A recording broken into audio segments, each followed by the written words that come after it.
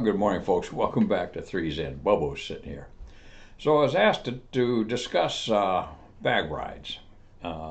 We called the instrument hood in the rear cockpit a bag because that's what it reminded me of flying in a feed bag for a horse, if you want to know the truth.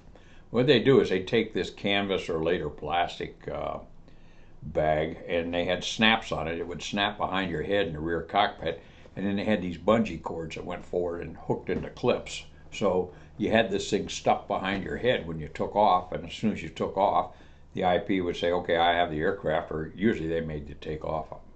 I don't know what. Anyway, you get airborne, and you take that hood and pull it forward, make sure it was all secure, and then come back in. You flew a good part of the rest of the ride under the bag. And that was the whole idea, simulated instrument training.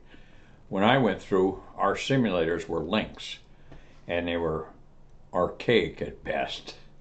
And you'd fly in those old Lynx, and I'll tell you a story about those. I don't want to get off track here, but suffice to say they were primitive. So we got more sophisticated with the bag, I guess. Anyway, so we get under the bag, and we'd fly out to the area, and for instrument sorties, we operated in the high area, somewhere between 35,000 feet. Depending on what base you're at, those things would vary a little bit. So anyway, you get settled in the area, and we go through a series of exercises on instruments. And the first thing we'd start out with was developing cross-check. Now, everything focused around the ADI, the Attitude Directional Indicator. And we get that trimmed up, centered and everything, and the instructor would call for 1,000 foot per minute rate of climb. So you take the airplane from level flight and bring it up, maybe a dot above. I can't remember what it was. We would have known that from discussion or briefing before we got out to the airplane. So you get it stabilized and you add just a little bit of power. Then in the T-38, we taught guys to walk the power, just incrementally, left, right, just kind of walk it up there. You don't want to be doing this ham-fisted stuff. So you just walk it up a little bit, go to the ADI, go to the VVI to see if that's the climb that you wanted. 1,000 foot per minute is what our target was. If it wasn't, you just kind of nose it up and trim. Well, you had to really continually trim that thing. The idea was to get it trimmed up as close to hands off as you could. You don't want to fight everything there. And then you would lead the 1,000 foot increment by 100 feet or so, and what you do is you back off the power and slowly begin to ease the nose over, again trimming nose down, and go to a predetermined picture on the ADI. And that's what it was all about, was knowing what you're looking for on the ADI. So you go up and down and up and down, and once you had that mastered, they'd introduce turns into the equation. So we had 4 derivatives of this exercise, vertical S, A, B, C, and D. And so like vertical S alpha was just straight up and down and up and down. And then the Bravo, you might introduce a 30-degree bank turn. So you go up in a 30-degree bank turn, come down in a 30-degree bank turn.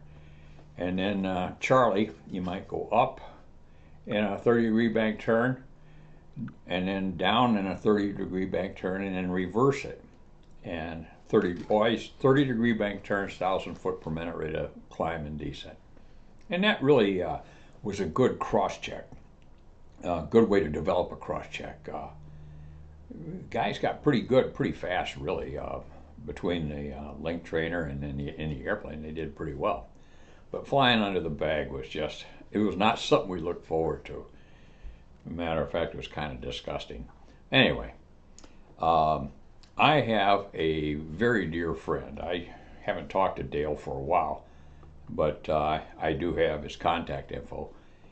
And one day I was in the snack bar getting a cup of coffee or whatever, and this student came in, and he was in the instrument phase, and the student behind the cashier said, hey, how'd your ride go? And he said, well, my ride went pretty well, but he says, I'll tell you one thing. He says, when Captain Masuda tells you to stay under the bag, you damn well stay under the bag. And I heard that, and he says, because he doesn't screw around. So I went and chased down Dale, and I said, "Hey, I just overheard this in the snack bar. These two guys, what happened out there?"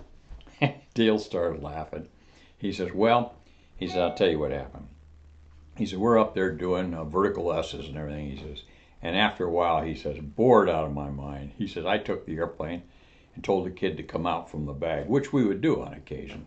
So the kid comes out from the bag and he says to him, "All right, kid, is there anything you'd like to see in the 38 before we get back to work? I'll take a little bit of a break."